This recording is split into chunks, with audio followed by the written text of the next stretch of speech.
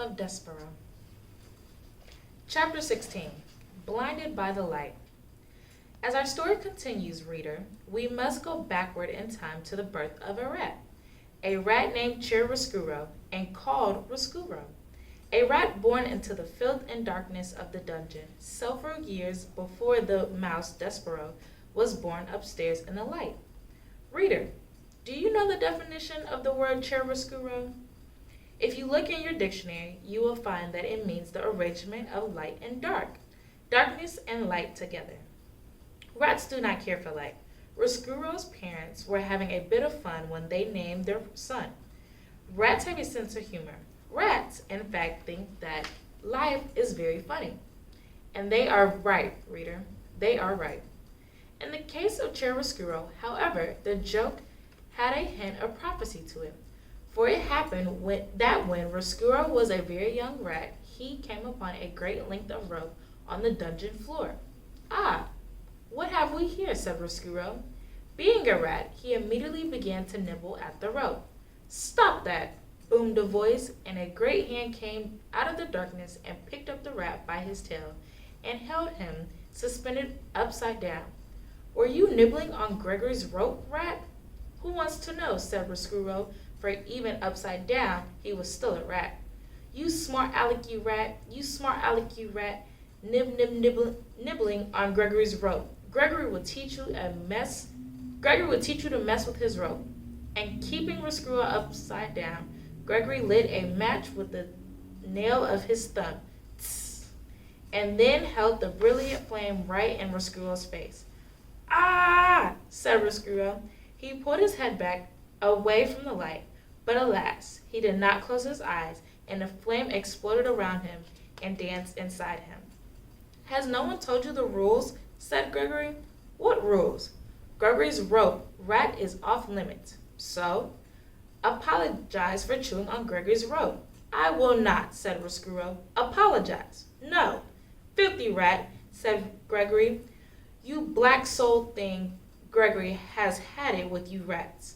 He held the match closer to Roscuro's face, and a terrible smell of burnt whiskers rose up around the jailer and the rat. And then the match went out, and Gregory released Roscuro's tail. He flung him back into the darkness. "Do not ever touch Gregory's rope again, or you will be sorry." Roscuro sat on the dungeon floor. The whiskers on the left side of his face were gone. His heart was beating hard, and though the light from the match had disappeared, it danced still before the rat's eyes, even when he closed them. "Light," he said aloud, and then he whispered the word again. Light. From the moment forward, Roscuro showed an abnormal, inordinate interest in illumination of all sorts. He was always in the darkness of the dungeon, on the lookout for light, the smallest glimmer, the tiniest shimmers. His rat soul longed inexplicably for it. He began to think that light was the only thing that gave life meaning, and he despaired that there was so little of it to be had. He finally voiced his sentiment to his friend, a very old one-eared rat named Botticelli Ramuso. "I think," said Roscuro, "that the meaning of life is light." "Light?" said Botticelli. "Ha ha ha ha, you kill me. Light has nothing to do with it." "What does it all mean then?" asked Roscuro.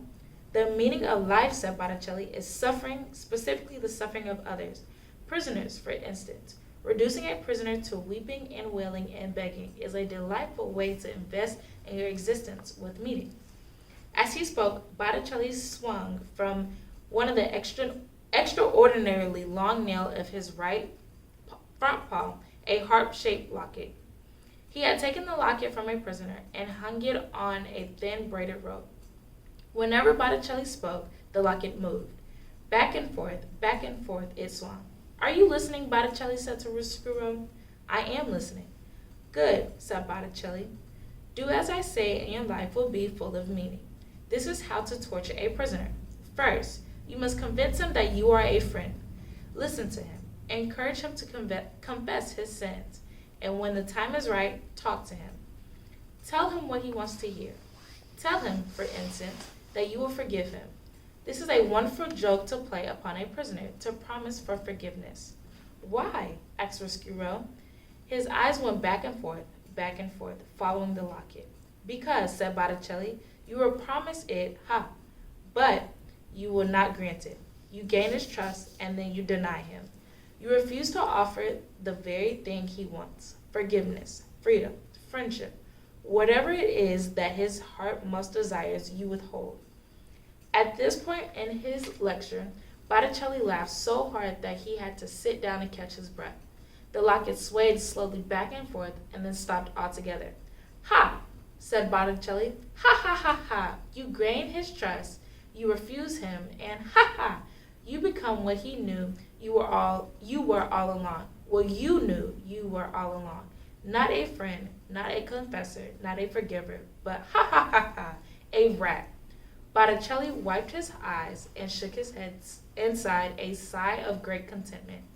He set the locket in motion again.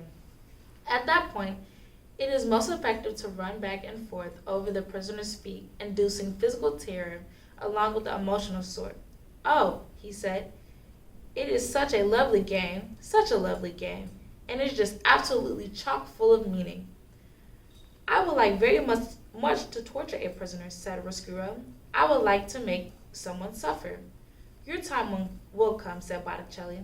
Currently, all the prisoners are spoken for, but another prisoner will arrive sooner or later. How do I know this is to be true? Because, Roscuro, thankfully there is evil in the world, and the presence of evil guarantees the existence of prisoners. So soon, there will be a prisoner for me? Yes, said Botticelli. Yes, I'm looking forward to it. Ha ha ha ha. Of course you are looking forward to it. You are looking forward to it because you are a rat, a real rat. Yes, said Roscuro, I am a real rat. Concerned not at all with the light, said Botticelli. Concerned not at all with the light, repeated Roscuro. Botticelli laughed again and shook his head. The locket suspended from the long nail on his paw swung back and forth, back and forth. You, my young friend, are a rat. Exactly. Yes. Evil. Prisoners, rats, suffering. It all fits together so neatly, so sweetly. Oh, it is a lovely world, a lovely dark world.